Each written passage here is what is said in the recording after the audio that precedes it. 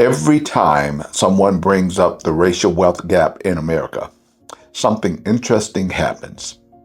People get angry. Some white Americans get defensive. There they go again, playing the victim. Slavery was over a long time ago, and nobody is stopping black people from succeeding today. And some black Americans get uncomfortable too. We don't need to keep talking about this. Stop making excuses. The only thing holding black people back is themselves. So, before I get into the history, I want to ask a simple question. Why are you so angry? Why does a conversation based on court documents, court decisions, census records, banking policies, and documented evidence make people this emotional? Because here's what I know. The racial wealth gap is not a story of black failure. It is a story of policy. And today we're going to prove it.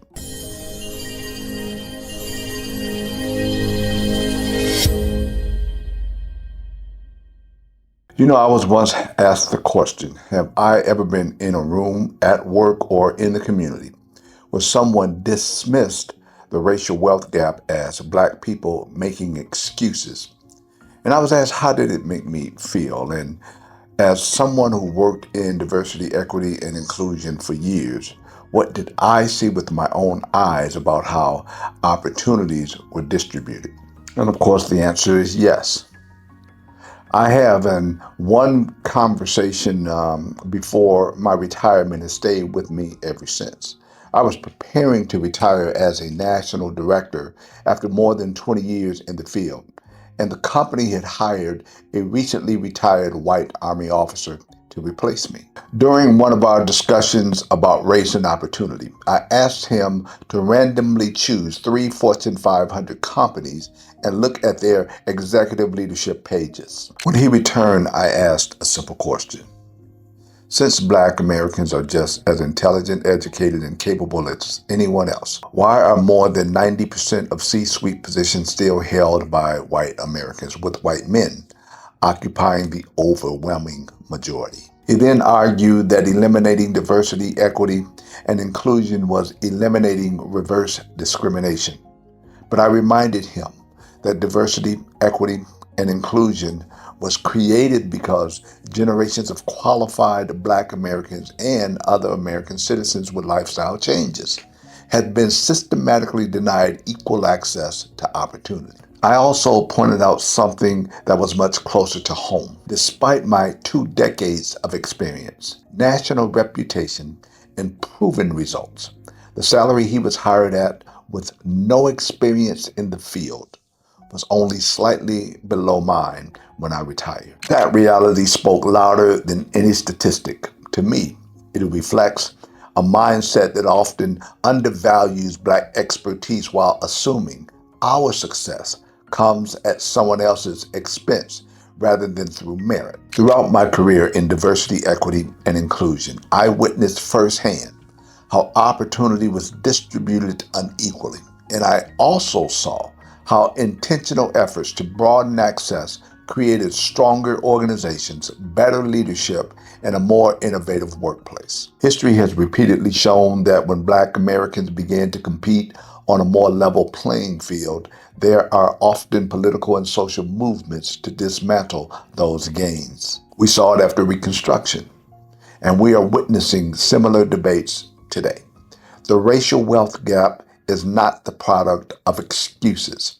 It is the cumulative result of generations of unequal access to education, employment, promotion, capital, and leadership opportunities. America loves telling itself a story. Everyone started at the same place, at the same starting line, the same opportunity. And whatever you have today is simply the result of how hard you worked and how talented you were. The story is not history. It is comfort. Because for most of American history, governmental policies intentionally created opportunity for white Americans while denying that same opportunity to black Americans. The result was not accidental. It was designed. Historian Ira Katznelson wrote a landmark book called When Affirmative Action Was White. And what he documents will challenge everything you thought you knew about this country. His argument is this: the largest wealth building programs in American history functioned as affirmative action for white Americans, not black Americans, white Americans. The federal government deliberately constructed a white middle class while systematically excluding black America from participation. Let that land. Affirmative action was white. It just was not called that. If you want to understand exactly how government policy built white wealth while excluding black families, you need to read When Affirmative Action Was White by Ira Katznelson. I suggest that this book should not be optional. It is documented history from one of America's most respected historians. It will show you, chapter by chapter, how the programs that created the American middle class were deliberately designed to leave Black Americans out. You can find this book in our Black History Library at the link in the description. This is the book that answers the question, why does the wealth gap exist? Own it, read it, share it with your family. During the 1930s, the federal government created programs that transformed America. Social Security, labor protections, housing assistance, farm programs, mortgage lending guarantees. These programs helped create the modern American middle class, and millions of black workers were intentionally excluded from them. Agricultural workers and domestic workers were left out of the early Social Security legislation. That might sound like a technical detail. It was not. Approximately 2/3 of black workers in the 1930s worked in agriculture or domestic service. 2/3. Southern lawmakers demanded those exclusions because they feared federal programs would weaken racial labor hierarchies.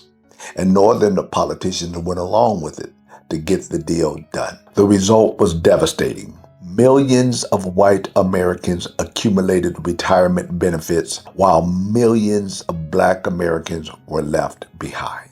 The wealth gap was widening before black families had even had the chance to enter the middle class. This was not accidental. This was policy. America has long assigned races to occupations. There were jobs considered suitable for white Americans, and there were jobs considered suitable for black Americans. They were called Negro jobs, colored jobs. Domestic service, agricultural labor, janitorial job, porters, dishwashers, low-paid service work. I want to be clear about something. All work has dignity. Every single job that lists has dignity. The problem was not the work. The problem was that black Americans were often prevented from moving beyond those occupations regardless of their qualifications. A black engineer forced into custodial work, a black accountant working as a porter, a black pilot driving as a chauffeur. The limitation was not ability. The limitation was access. And in 2024, during a presidential debate, the phrase black jobs reentered American political conversation. Many people immediately recognized the historical echo because generations of black Americans lived under a system where their race determined their ceiling. The issue was never dignity of labor. The issue was who was allowed to advance, who was permitted to accumulate wealth, who was allowed to build something to pass down. Right here. If this history is connecting the dots for you the way it should, subscribe to this channel right now. This is what we do every single week. We unlock the history they buried and we bring it into the present where it belongs. Subscribe and bring your family with you. Now I want to talk about the GI Bill because this one is personal to me as a veteran.